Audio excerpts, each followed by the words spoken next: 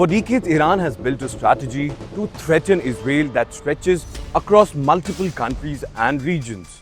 Well, till now, this strategy relies on working through local groups, creating network of proxies and maintaining distance from direct involvement.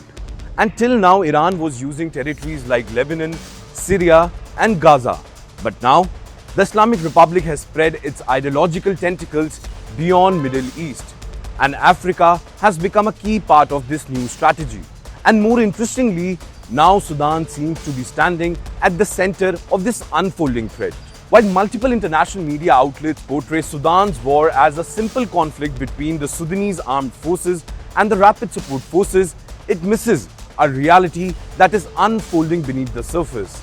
A reality that not only threatens Middle Eastern security apparatus, but also sovereignty of a nation. Well, the Muslim Brotherhood has infiltrated Sudan's military, intelligence services and political structure at every level.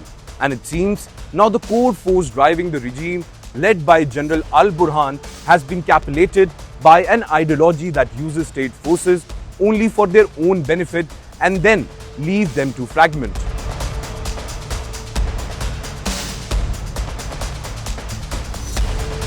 Since April 2023, the Muslim Brotherhood has mobilized thousands of former intelligence officers and veteran fighters into armed militia which support the Sudanese Armed Forces. These groups receive weapons, money and supplies directly from the military, and with it, the line between the official army and the Islamist militia has absolutely disappeared. In fact, war has become a tool for the Brotherhood to regain power within the state. The Brotherhood controls the narrative, blocking peace talks and framing the conflict as a religious struggle. Well, this strategy serves a purpose. It justifies endless war while making the Brotherhood indispensable to the military regime. By organizing civilian resistance movements, the Brotherhood has created new channels to exercise power after its ruling party was officially dissolved in the Sudanese region.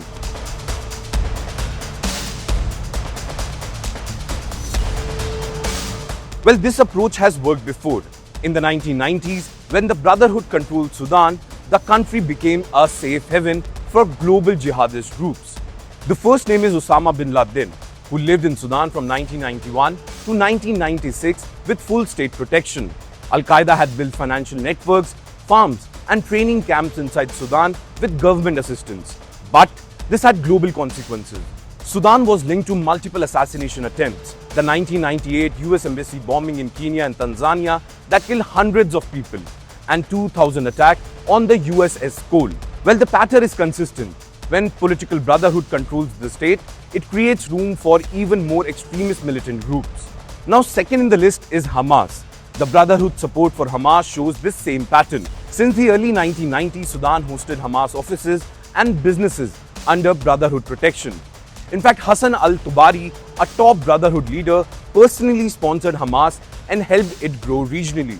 Also, Sudan was not just a financial hub, it was a pipeline for weapons. Between 2009 and 2012, Iranian weapons heading to Hamas passed through Sudan, leading Israel to repeatedly strike Sudanese targets.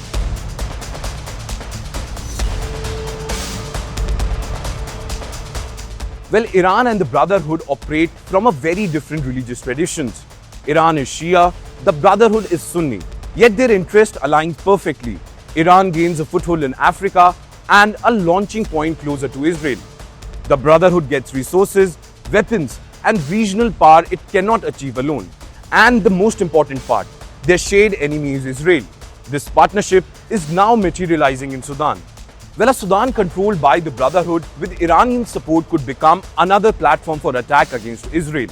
And for Africa, the consequences are equally serious. A major country at the continent's center transformed into a base for radical Islamist movements and proxy war. Well, without breaking the Brotherhood's control over Sudan, peace is absolutely impossible. The threat growing inside Sudan will continue to expand, and it is aimed only at one nation, that is Israel.